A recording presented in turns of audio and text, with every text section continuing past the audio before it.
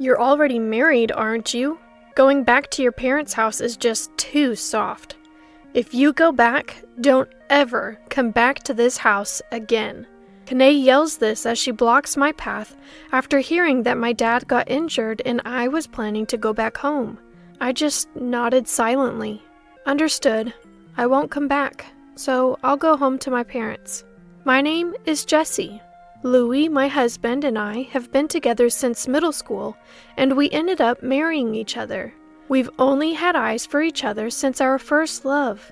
Both our parents were thrilled with how well we got along, and it helped that they were friends since we're from the same hometown.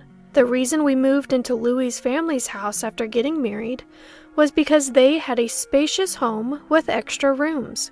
We got married right after college and had been saving money appropriately for our age.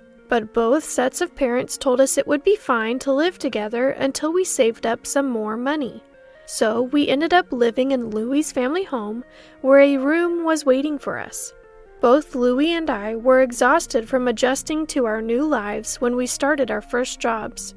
We felt grateful that we could live with his family. My in-laws treated me like their own daughter, and there was absolutely no issue in mine and Louis' married life. That is, until Lyra came back home. Lyra is Louis' older sister, 2 years his senior. She had been mean to me ever since I started dating Louis in middle school. She said things like I wasn't good enough for him, or that he had poor taste. Louis always defended me and wondered why Lyra would say such things. Lyra worked for a company that required her to relocate, and she moved to the city shortly after starting her job. One of the reasons I agreed to move into Louis' family home was because Lyra wasn't there. Another reason I agreed to live in Louis' family home was because Lyra wasn't around. If Lyra had still been living there, I would have flat out refused to move in. However, as fate would have it, Lyra was reassigned to our hometown. When I shared my concerns with Louis, he said, "Lyra is an adult now. She won't say anything weird." True, the times Lyra bullied me were back in high school. After she went to college, she rarely came home, and we stopped running into each other even when I visited the family home. At our wedding, although she didn't speak to me, I remember seeing Lyra crying. It made me think maybe we could get along, but that was a big mistake. After returning home, Lyra acted normally toward me in front of Louis and his parents. I thought maybe she had matured and her edginess was gone. But then, one day when I luckily had some time off, I was enjoying a book in my room. Lyra, who also happened to be off that day, walked into my and Louis' room without knocking.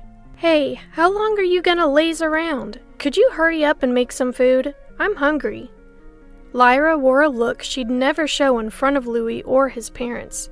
Taken aback by Lyra's eyes, filled with what seemed like hatred, I put down my book and said, "All right, let's make some food," and headed to the kitchen. Drinking in the middle of the day, Lyra acted as though I should naturally be the one cooking. She'd never acted this way when Louis and his parents were around. Feeling deceived, wondering if she'd been hiding her true self all this time, I quickly made lunch. Lyra took one bite, then stood up with her plate. "There's no way I can eat something this terrible. Jessie, why did you even marry Louis? He really doesn't know how to pick 'em. Poor guy." Glaring at me, Lyra took her plate straight to the trash. She threw away the food I had made right in front of me. "Go buy some alcohol. After eating your awful cooking, it feels like my tongue is rotting. I want to disinfect it with alcohol, so go get some, now." I was pretty steamed, but I had planned on going shopping anyway, so I got her some alcohol. To spite her, I bought non-alcoholic beer. Lyra was furious. I retorted, "Don't treat me like a minion," which escalated into an argument. Still mad, Lyra retreated to her room. When Louis came home, she instantly switched back to her gentle demeanor, a quick change that sent shivers down my spine. That night, I discussed Lyra with Louis, but for some reason, his attitude was cold. Lately, every time he looks at me, his expression is complicated. We used to always share the double bed, but now he's sometimes sleeping on the living room couch. When I asked why, he said, "Just couldn't sleep, so I stayed in the living room." I've been wondering what's going on ever since. I was saddened by his sudden coldness.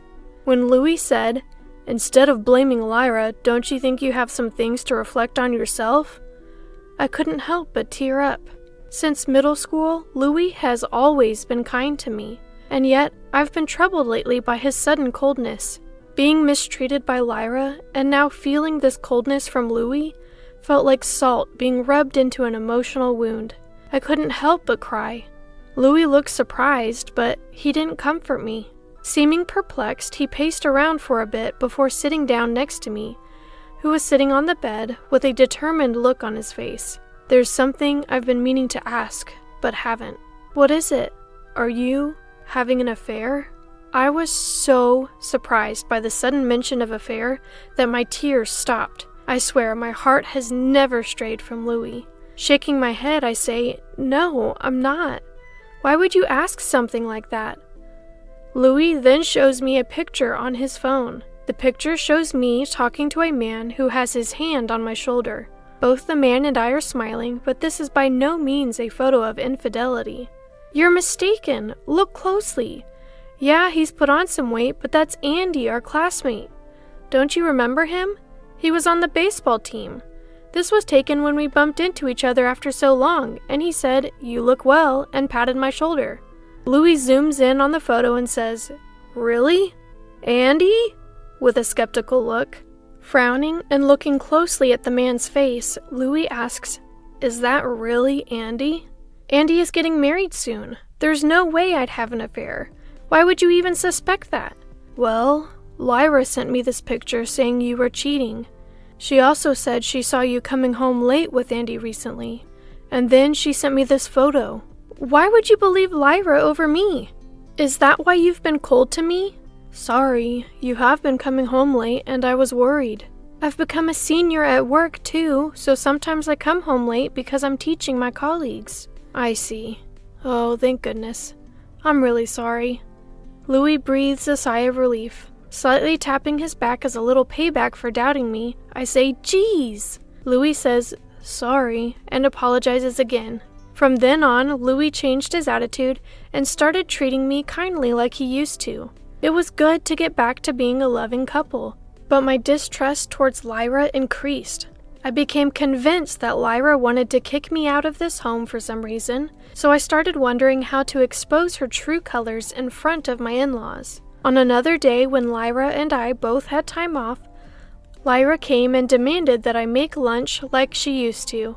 "Why can't you be considerate? Do you know what time it is? Hurry up and make lunch," she says, but it's only 10 a.m. It feels too early for lunch to me. "Lyra, you could make something if you want. You cook on your days off, don't you?" "What? Cooking is a wife's job, isn't it? I only do chores to keep the family harmony, you know." Just as I'm getting frustrated with Lyra urging me to cook, my phone rings. Ignoring Lyra, who's been drinking since the morning, I answer the call. My mom's voice comes through, sounding urgent. "Jesse? Oh, thank goodness you picked up. Your dad's in trouble. He tripped at the front door and seems to have hurt his ankle."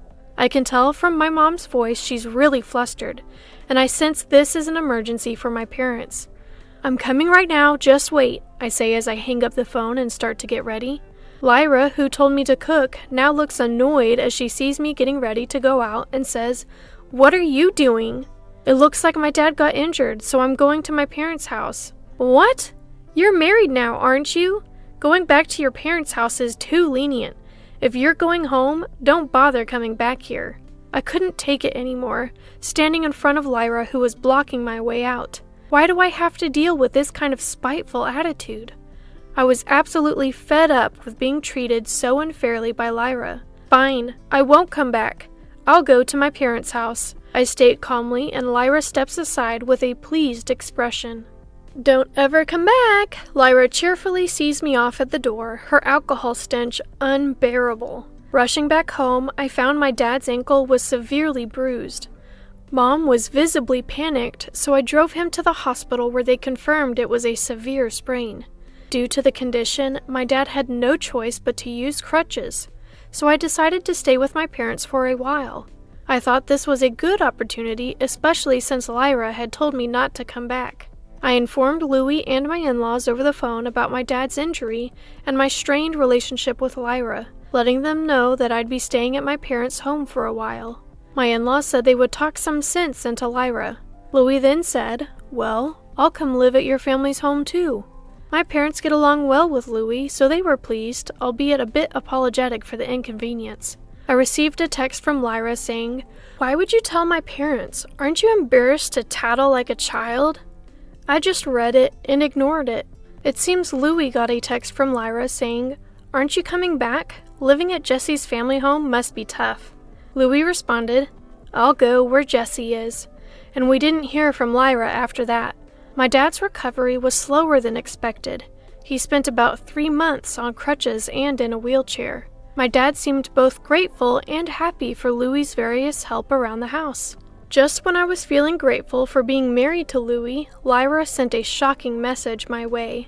"I'm bringing my boyfriend over. Since you're technically my sister-in-law, you have permission to come home for just 1 day. Be polite and greet him properly. Don't say anything unnecessary." I felt repulsed by the selfishness of her text, but the message Lyra sent to Louie was even more off-putting. Her message said, "My boyfriend is coming to greet the family, so come home, Louie. I might be getting married, but you'll always be important to me." Louie commented, "Lyra's texts are always so poetic, aren't they?" But thanks to my woman's intuition, I had a good idea of how Lyra really felt about Louie.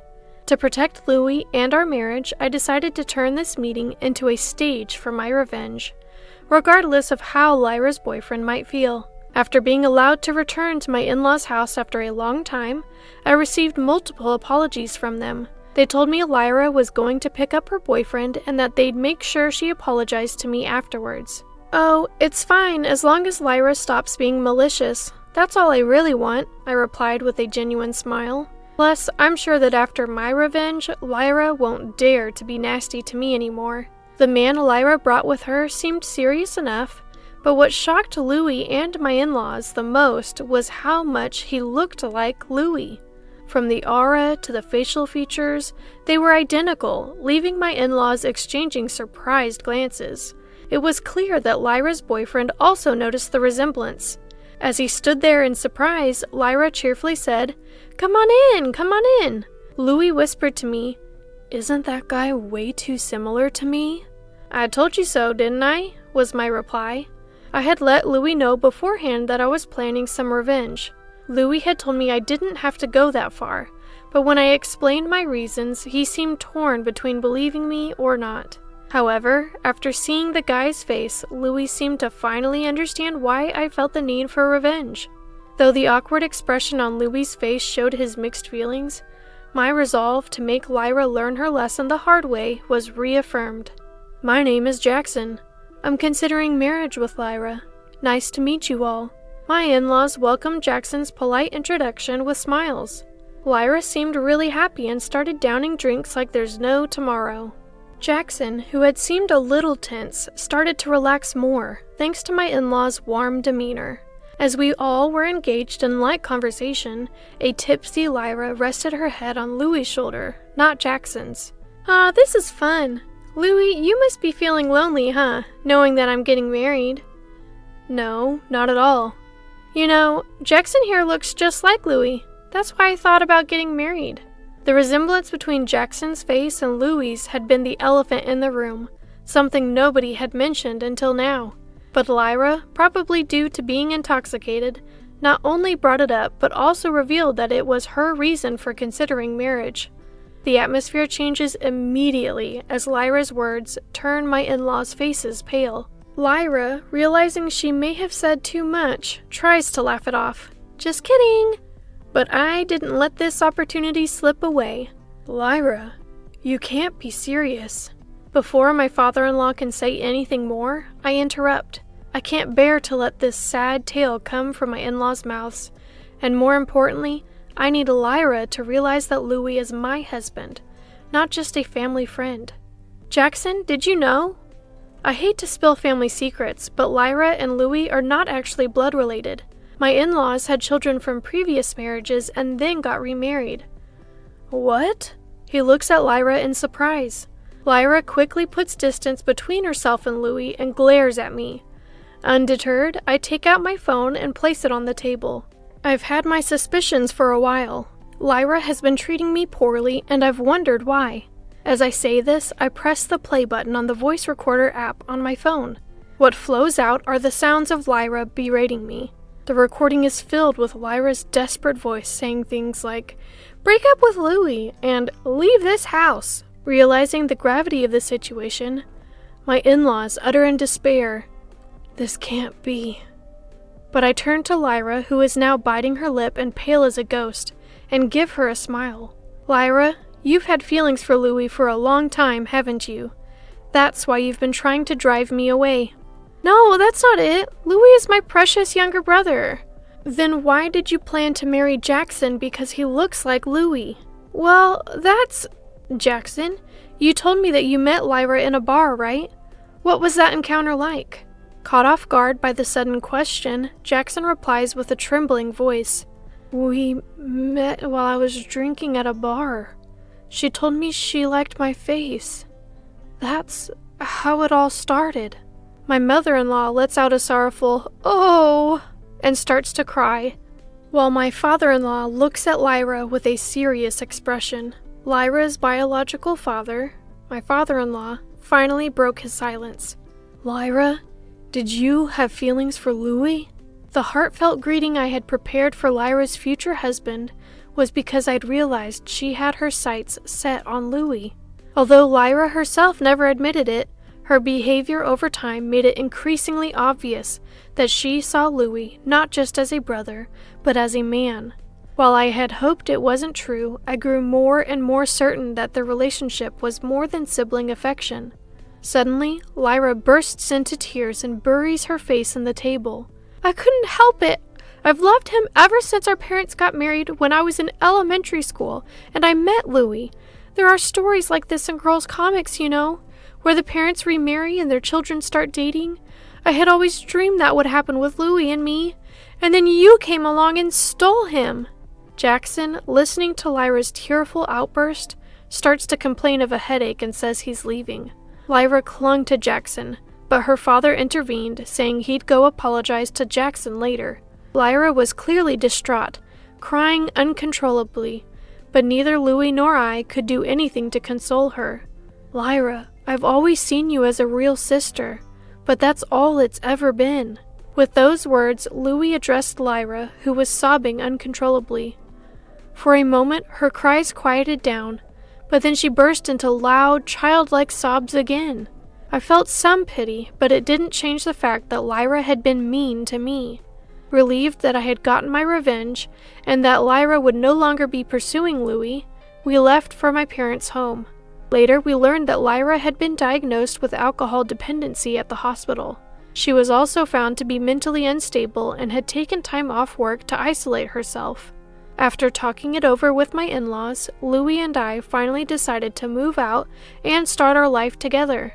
My in-laws kept apologizing to me, but I told them there was no need. Love can make people do crazy things, after all. I couldn't forgive what Lyra had done, but I did feel sorry for her. I hope she can move on from her feelings for Louie and find a new direction in life. Louie and I got off to a great start living together. We rented a house close to both our parents so we could easily help them if needed. Starting this new chapter brought back the excitement we felt as newlyweds. Louie and I plan to continue being a loving couple and live happily ever after.